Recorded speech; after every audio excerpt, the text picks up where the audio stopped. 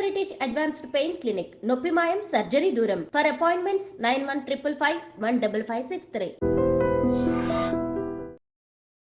నమస్కారం, welcome to I dream.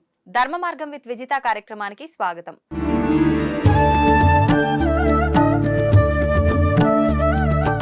ప్రస్తుతం మనతో పాటు ఉన్నారు ప్రముఖ జ్యోతిష్య వాస్తు పండితులు బ్రహ్మశ్రీ అన్నవరపు తిరుపతి మూర్తి అవధాని గారు. ఇప్పుడు వారితో మాట్లాడి మరిన్ని విషయాలు తెలుసుకుందాం. మనకున్న సందేహాలన్నింటినీ కూడా నివృత్తి చేసుకునే ప్రయత్నం చేద్దాం.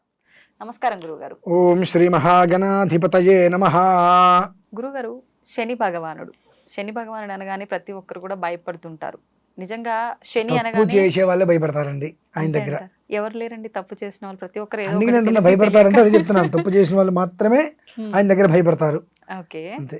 తప్పు ఒప్పుకున్న వాళ్ళని ఆయన చాలా గమ్మత్తుగా పైకి తీసుకెళ్తాడు. ఒప్పుకున్నా ఇప్పుడు శనిలో కొన్ని దశలు ఉంటాయి, ఇది ఇంతకాలం అని ఉంటాయి. ఆయన ఒప్పుకున్నంత మాత్రాన అవేమి తగ్గించే అవకాశం ఉండదు కదా గురువుగారు? ఆయన తగ్గించుకుంటాడండి. నువ్వు నిజం చెప్పాలి ఆయన దగ్గరికి వెళ్ళి, చేతులు జోడించి, తండ్రి నేను తప్పు చేశా, కారణాలు అనేకం కావచ్చు, నీకు తెలియంది కాదు, ఇకపై నేను తప్పు చేయకుండా ఉండడానికి ప్రయత్నం చేస్తా, నన్ను కాపాడు, రక్షించు అంటే ఆయన రక్షిస్తాడండి.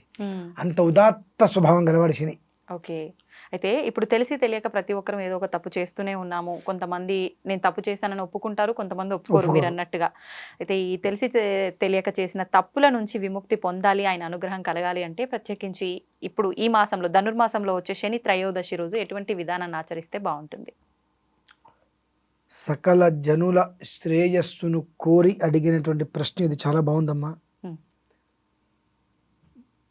శని త్రయోదశి నుండి సంక్రాంతి వరకు 19 రోజులు, 20 రోజులు, ఈ 19 రోజుల పాటు ఒకే విధానాన్ని కనుక అనుసరించగలిగితే 19 సంవత్సరాల పాటు శని యొక్క అనుగ్రహం అయితే లభ్యమవుతుందమ్మా.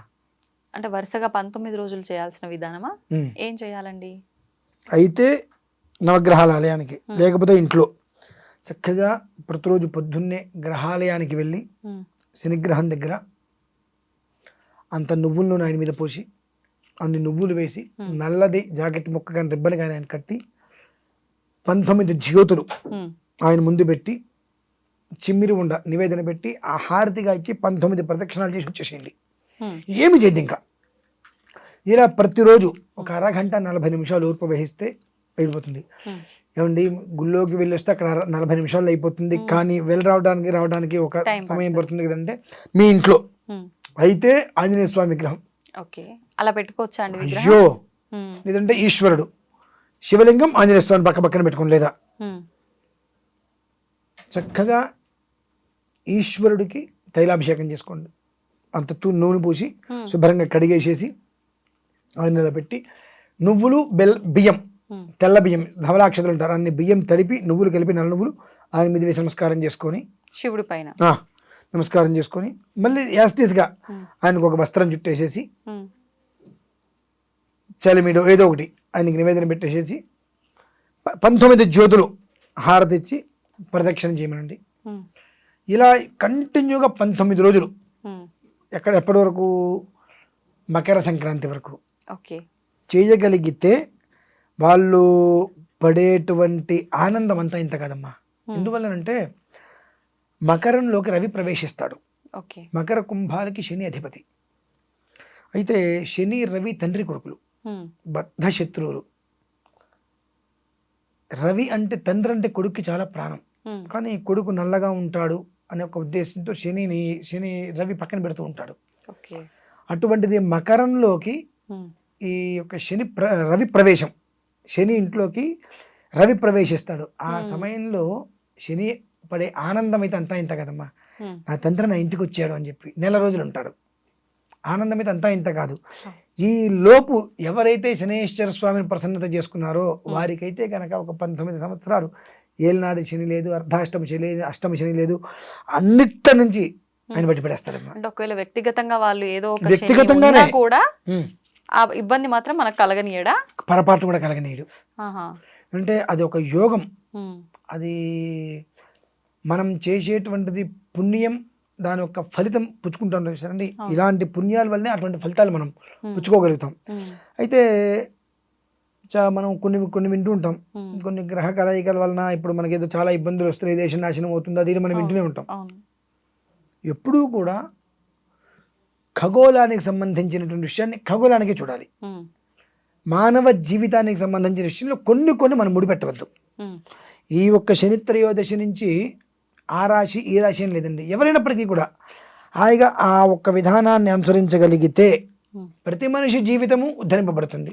ఈ విధానాన్ని అంతా ఏ టైంలో ఆచరించాలి గురువు గారు? సాధ్యమైనంత వరకు ఉదయం 7 లోపు అయిపోయేటట్టు చేసుకుంటే మంచిది. ఇంట్లో అయినా చేసుకోవచ్చు, నష్టమేం లేదండి. 2, వాడిన ప్రమిదలు వాడవచ్చా అని డౌట్. శుభ్రంగా వాడచ్చండి. వాడిని శుభ్రంగా రాత్రికి మళ్ళీ కడిగేసుకొని పొద్దున్నే మళ్ళీ వాటిని 19 ప్రమిదలు ఎంతసేపు కడుగుతాం? శుభ్రంగా వాటిని కడిగేసుకొని మళ్ళీ వాడవచ్చు. కొన్ని ప్రక్రియలలో మాత్రమే మారు పనికిరాదు. అంటే తిరిగి వాడింది వాడరాదు. అంటే ఆ మట్టి పాత్ర అయినప్పటికీ కూడా కొన్ని ప్రక్రియలో ఆ సమయాల్లో మాత్రమే మళ్ళీ వాడటానికి పనికిరావు అవి. ఎటువంటివి? మనిషి వెళ్ళిపోయినప్పుడు చేసే ప్రక్రియలో మాత్రమే మళ్ళీ ఆ మట్టి పాత్రలు వాడడానికి పనికిరావు. శుభ్రంగా వీటికి వాడచ్చు, ఎలాంటి దోషము లేదు. సూచకమైన పనులు కానప్పుడు మాత్రమే అలా. దైవ సంబంధించిన వాటిలో శుభ్రంగా చేసుకోవచ్చు, ఎలాంటి దోషము లేదు. కాబట్టి ఈ విధానాన్ని కనుక ఆచరించగలిగితే, శని అంటే పీడ కాదు, పిశాచము కాదమ్మా. మనిషి జీవితాన్ని అతని అనుగ్రహం కలిగిందా కనకపు సింహాసనం మీద ఆయన కూర్చోబెట్టేస్తాడు.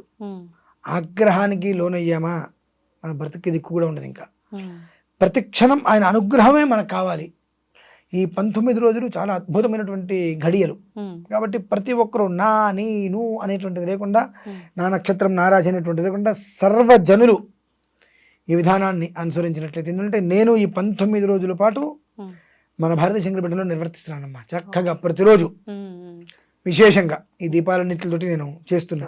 ఎందుకంటే దానివలన నా పీఠాన్ని నన్ను నమ్ముకున్న వాళ్ళు ఎంతోమంది మంచి సురక్షితంగా ఉంటారు. దానికోసం నేను చేస్తున్నా. అలానే ప్రతి ఇంట్లో ప్రతి ఒక్కరూ ఆ విధానాన్ని అనుసరించినట్లయితే శని సంబంధించినటువంటి సర్వ దోషాల నుంచి బయటపడి శని యొక్క పరిపూర్ణ అనుగ్రహంతో శుచిస్మితంగా శుచిర్భూతులై హాయిగా ఉంటారమ్మా. ఇప్పుడు శని భగవానుడు అనగానే గుర్తొచ్చేది నలుపు రంగు. అంటే ఆయన ఉండడం నలుపు వర్ణం కాబట్టా, లేదంటే ఆయనకు ప్రీతికరమైన రంగు కూడా నలుపైనా ఇప్పుడు ఆయనను ఆరాధించాలి అని అంటే మనం నలుపు రంగు ధరించాలా? మనం ధరించినంత మాత్రాన శని వస్తుంది మనకు అనుకోవడం కరెక్టేనా గురువు? అవేం లేవమ్మా.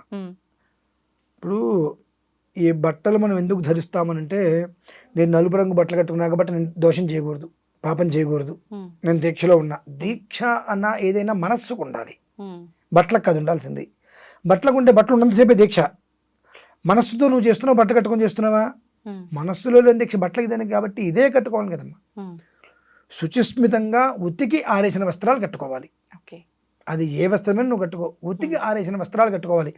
కాకపోతే పూజకి మాత్రం సాధ్యమైనంత వరకు సర్వకాల సర్వావస్థలు యందు కూడా శ్వేత వస్త్రం చాలా విశేషం. ఎందువల్లనంటే శ్వేత వస్త్రము అంటే తెలుపు అనేటువంటిది శాంతికి చిహ్నం. కాబట్టి తెలుపు వస్త్రం అనేటువంటిది కట్టుకొని ఏ ఆరాధనైనా చేయడం శ్రేయస్కరం. తర్వాత స్నానాలు చేయాలని అబద్ధమైన మాటలు ఏమక్కర్లేదమ్మా. ఈ 19 రోజులు ఆచరిస్తే 19 ఏళ్ల జీవితం వాళ్ళకి సుక్షేమంగా ఇస్తాడు, ఆయన అనుగ్రహిస్తేస్తాడమ్మా. ధన్యవాదాలు గురుగారు. పరమేశ్వర.